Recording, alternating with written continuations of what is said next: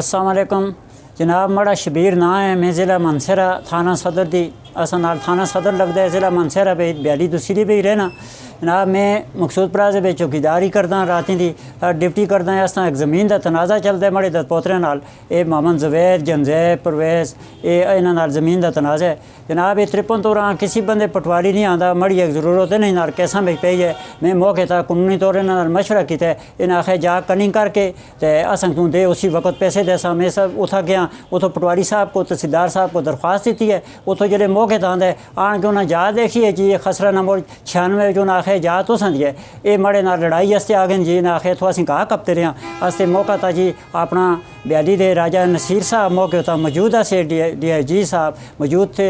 उन्होंने सामने पटवारी साहब ये गल आखी अरे जा संगियो कहा कपड़ा नाल तो नहीं होंगी ये जा इन्हों दी है। उस तो बाद जी अस मसला लग गया। मैं फिर अदालतें गच रहा अरे जी घुलना लड़ना करो। उथा दावा लाया जी 10 नंबर दारत बे मनसेरा जज साहब को। उथा जी दावा माड़ा खारिज किया गया। दावा खारिज होया। जज साहब ने आखे कि आप कानूनी दारत पे जुड़ो। मैं कानूनी दारत पे गच रहा जी कोरोना के दौरान में। उथा कोरोना दी छुट्टियां हो गई। माड़ा सारा काम बड़ा सोहना होया जी। अरा पा किते DPO साहब उन्होंने SP साहब उन्होंने बड़े सारे उन्होंने सोहने काम उसी वेरे करके कानूनी काम किया। उस तो बाद मैं काम जरे करके जी उथा गया अदालतों तो बाद बरारी का बई कोरोना ने छुट्टियां आ गई। 9 महीने में टुरदा रहा जी। इस हस्ते तरीक बड़े कोले कागज़ परवाना इसका सारा सिस्टम होता जी। तो मैं 4 दफ़ा पटवारी खड़े मौके होता है। जिस जगह का बड़ा तनाज़ा है ये जा कागज़ों में ओरिजिनल खसरे बेच है जी अक्स बेच है। तो मैं ना आखता कि कानूनी तौर तो हट के कोई गल हो मड़ी सुनी जुड़े। लिहाजा मैं मनसेरा दे मकसद है DPO साहब अपना SP साहब SHO साहब DSP साहब मनसेरा दे अपने गरदावर साहब तहसीलदार साहब पटवारी साहब इन्हें मड़े नाल मुझे सोहना तावन किया जी। मड़ियां तरीखां बदली होनी रही बारिशां आईयां। तो मैं राती डिप्टी करके अज 3 दड़ा फिर मैं जगराता राती डिप्टी करके दिहाड़ी वेले जुड़ के कागज़ कहते थे जी कागज़ों के कानून पे गया।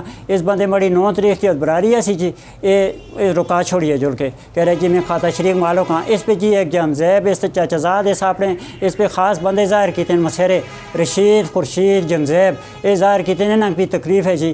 तो लिहाजा इन्हें कोई मकसद है कोई गल है जी मड़े नाल करो ना। मैं आखिया इन्हें भरावां दो चौं कह रहे जा तुसीं रख के कन करके मड़ी बरारी रोकी गई है जी। मैं फिर थाना सदर पे एक दरख्वास्त दी है कल जिस पे चाह जो मकसद उन्हें मंगी सी उसकी जी दरख्वास्त लाई है कापी उमक आई नहीं मिली छुट्टियां असें हुण मिली है।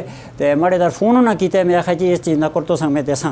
तो हुण मैं मजबूर हो गई जी हालात इन्होंने बंद मक धमकियां देनियां शुरू कर छोड़ियां। मैं इतना राती डिप्टी करता उधरों भी वारस साहब बिल्कुल मकसद है गल बात उन्हें मकसद है करने छोड़ दी साफ असां दे जहनी मरीज़ बड़ा छोड़िया जी। मैं खुद मकसद हो गया कल माड़ा BP आई होया मैं उथा टहया मग लोगों च आके खड़िया। मैं राती आके इतना डिप्टी करके दिहाड़ी वेरे कागज़ कहन के जुलता। ये कोई काम सरकारी कानूनी नहीं होंगे कोई जिरगे दे नहीं मनते अदालतां दी मनते। ये मोहम्मद जवेद जी ये गल आखते पटवारियां के पता है जी। जदों मौके का पटवारी साहब खड़े ने साहब जी पटवारियां के पता है बड़े बच्चे मारने वास्ते ये छोटे रफना कहन के आ रहे हैं। असां दे राजा साहब नसीर साहब DIG साहब मौके का मौजूद है। उन्हें आखिया बच्चा भुलना की गल नहीं ये कानूनी कम है। फिर भी जी ना मैं गाल गलोच की मैं अदालतां गच रहा उथा गया सारा मड़ा दावा खारिज होया। फिर मैं बरारी वास्ते गया 9 महीने तो बाद मड़ा 9 तारीख रखी गई है जी।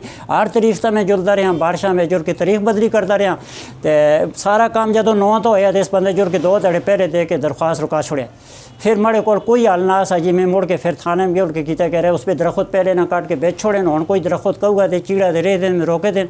मैं कहा ले एक दरख्वास्त थाने भेज दे के आया थाना सदर भेज अरे जी इसको मना किया जुड़ा जदों तक कोई फैसला नहीं होया मड़ी बरारी इस रुका छोड़ी है।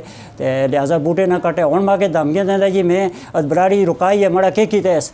तो मकसद इस तरह परा है रून मड़ा बड़ा अच्छा उसका दिल खफो है उतो पता लगे जी उस आखे जितने पैसे लगते हैं पैसे मैं ले सा थे मड़े परा है इस तरह की देखते हैं इसको परा दे इसका जद मकाउन मग बड़ा थोड़ा दुख होया जी उस तार में। फिर भी कोई ऐसी गल ना करता है ना तकलीफ चा मकसद है वो है कि मग बड़ा दुख की गल हुई है। मैं कानून नाल अपना जी अपना DPO साहब मनसेरा DSP साहब SSP साहब SHO साहब मैं नहायत मशकूर हाँ जी।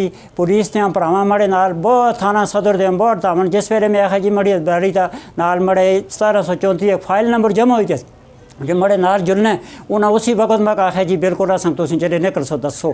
मुझ मशकूर हाँ जी मड़ा उन्हें मड़े नाल कानून बड़ा सोहना तावज़ किया मगर इन्होंने बंदियां मग जेह्ड़ा जी जहनी मरीज़ बड़ा छोड़िया मड़ा सारा काम रुके कानून मड़े नाल बड़ा सोहना मड़े सारे काम होए जी। DPO साहब का सैन SP साहब का डिप्टी कमिश्नर साहब का DC साहब का सारे कानूनी काम हैं जी। सारे लेटर कानून तो हट के कोई गल नहीं।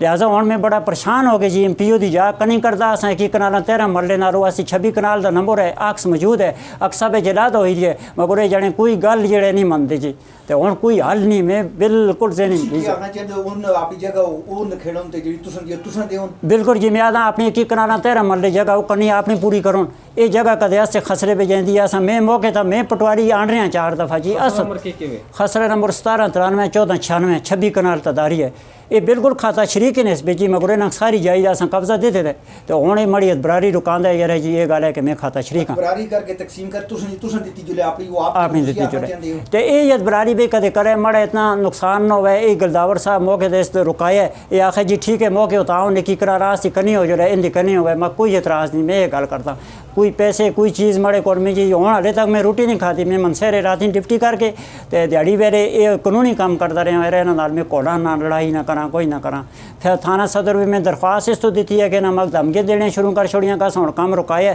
बरारी असाज करा ली है जी इंदा एक भरा है जी मग बड़ा उसका फखर असा बड़ा अच्छा भरा है हरून ना है उसका उसका दरख्वास्त भाई ना है जी जनजैब कराची असा ना है सारा उन्हें आखे जी पैसे असीं देसा ये मड़े भरा इसको बराबर इस्तेजाद की नहीं मुकेंदे बड़ा दुख होया जी मैं डर खातर की खातर हुण मैं रिक्वेस्ट करदा जिला मनसेरा दा कोई बंदा मड़ी इस चीज़ के जिथे तक रिक्वेस्ट होवे तो वो इस भराऊ दा मैं मकसूद प्लाजे में चौकीदार हाँ 100 रुपया महीने का दुकाना का देने जी मैं बच्चे भी इस तरह पा लगता पे जहनी मरीज़ हो गया घर खट्टा था पे दे बच्चे जहनी मरीज़ हो गए मगर मैं आता कानूनी तौर पर हूँ असें दी जा मंदी चंगी रहेगी अच्छी अच्छी इन्हें लोगों क्या देती है ये जवेद उन्होंने असें चाह देती है पैसे कह दें तो हूँ इन्होंने आस्ता कोई नहीं मड़ी बरारी रुकांदे असीं आते हैं ऐसी जगह कनी हो जाए कसा नाल घुलना दी कसा नाल कोई ना होए ये जी असां दे जमील साहब इन बड़े उस्ताद भी हैं ये असां दे DIG साहब राजा नसीर साहब मौके दा जेडे में आखे जी ये गड्डी उतों कहन के मौके उते आंदे रहे वे जी तुसीं कोल आओ मकसद है तुसां दे बेसदार बने इन्हां बड़ा तावन कीता इन्हां कोई एतराज़ नहीं किया जी